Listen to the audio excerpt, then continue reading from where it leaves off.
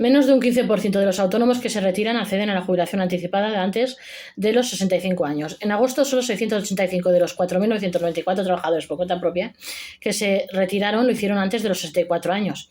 Según los últimos datos de la Seguridad Social, menos de un 14% de los autónomos optaron por la jubilación anticipada en el mes de agosto de 2024 y los que lo hacen ven reducida su pensión hasta un 21%.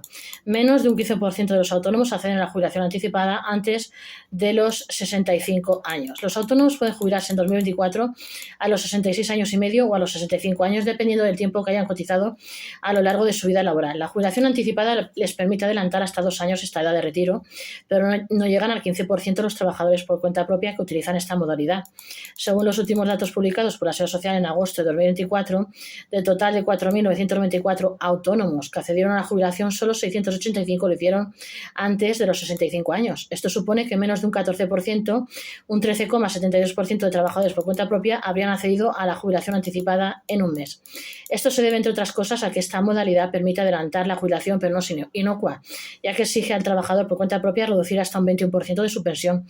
Para muchos autónomos que tienen prestaciones ya de por sí muy bajas, acceder a esta modalidad les supondría renunciar a una buena parte de la cuantía de su jubilación. En agosto, solo 685 autónomos se jubilaron de manera anticipada, un 13,7% del total. De los cerca de 4.994 autónomos que se jubilaron en agosto, no llegan a 685 los que eligieron la modalidad de jubilación anticipada y decidieron retirarse su actividad antes de llegar a los 65 años.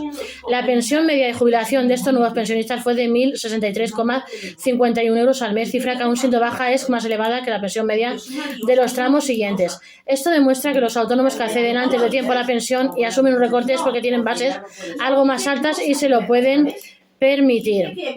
Estos datos ponen de relieve que ni siquiera el 15% de los trabajadores por cuenta propia elige comenzar su retiro antes de tiempo, a pesar de contar con esta opción, cifra que se encuentra bastante alejada del 34% que toma este camino. Entre los trabajadores del régimen general son más del doble. Por tanto, el resultado que se desprende de los datos que se muestran en la tabla es probable que en muchos casos obedezca más una necesidad de contar con una pensión mayor tras la jubilación que un deseo real por alargar los años de trabajo en el negocio. Hay que tener en cuenta que todos los trabajadores de nuestro país, los autónomos, son los que cuentan con una pensión más baja, tanto si se jubilan anticipadamente como si no. Pero además, si optan por la primera alternativa, verán mermada hasta un 21% total a percibir durante esta última etapa. ¿Cuánto pierden de pensión los autónomos que acceden a la jubilación anticipada? En 2024, la Seguridad Social publicó los coeficientes reductores que se aplicarán en las pensiones de los autónomos que se acojan a la jubilación anticipada este 2024.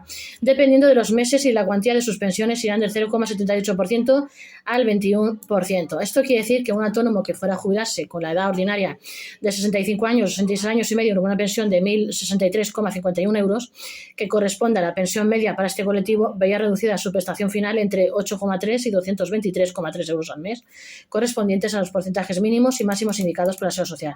A continuación se dejan las tablas con los coeficientes reductores sobre la pensión que asumirían los autónomos según el tiempo que adelanten su retiro y los años que tengan cotizados. Es decir, puede darse el caso de que haya autónomos que en estas situaciones, circunstancias, pasasen de cobrar 1.063,51 euros a cobrar entre 1.055,21 y 840 euros, si no esperan a cotizar los años necesarios. Presumiblemente sería por esto por lo que la mayoría opta por unir el tiempo suficiente de tiempo trabajado antes de retirarse, a pesar de poder anticipadamente, 840,21.